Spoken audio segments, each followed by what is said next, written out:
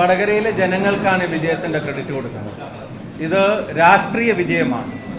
ഇതൊരു 100% രാഷ്ട്രീയ ബോധമുള്ളൊരു ജനതയുടെ രാഷ്ട്രീയ വിജയമാണ് വടകരയിലെ ജനങ്ങൾ ഞങ്ങൾക്ക് സമ്മാനിച്ചത്.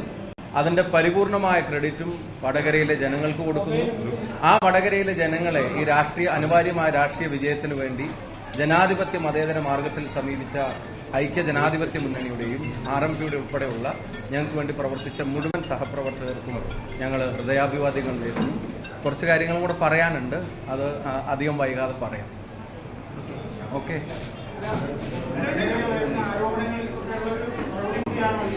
അല്ല, ഞാനതാ പറഞ്ഞത്, രാഷ്ട്രീയ വിജയമാണ്, വടകരയുടെ മതേതര മനസ്സിന്റെ വിജയമാണ്. ഇത് അവിടുത്തെ ജനതയുടെ പൊളിറ്റിക്കൽ സെൻസിന്റെ, അവരുടെ രാഷ്ട്രീയ ബോധത്തിന്റെ വിജയമാണ്. ജനാധിപത്യ മതേതര മൂല്യങ്ങളെ മുറുകെ പിടിക്കുന്നവരുടെ വിജയമാണ്. ഇനി മറ്റു കാര്യങ്ങൾ ഞാൻ പറയാം. പിന്നെ രാഘവേട്ടനെ ഉൾപ്പെടെ ഇപ്പം കാണുന്നുണ്ട്. ബാക്കി കാര്യങ്ങൾ ഞാൻ പറയാം. അത് UDF പാലക്കാട് ഉപതെരഞ്ഞെടുപ്പ് എന്തായാലും വേണ്ടി വരും എന്നുള്ളത് നമുക്ക് എല്ലാവർക്കും ബോധ്യപ്പെട്ടു. ഉപതെരഞ്ഞെടുപ്പ് വരില്ലെന്ന BJP പ്രസിഡന്റിന്റെയും CPMന്റെയും ഉൾപ്പെടെയുള്ള ന്യായങ്ങൾ വടകരയിലെ ജനങ്ങൾ തെറ്റാണ് തെളിയിച്ചിരിക്കുകയാണ്. അവിടെ ആ ജനത അർഹിക്കുന്ന ഏറ്റവും ഉചിതമായ തീരുമാനം തന്നെ ഇന്ത്യൻ നാഷണൽ കോൺഗ്രസും ഐക്യ ജനാധിപത്യ മുന്നണിയും എടുക്കും.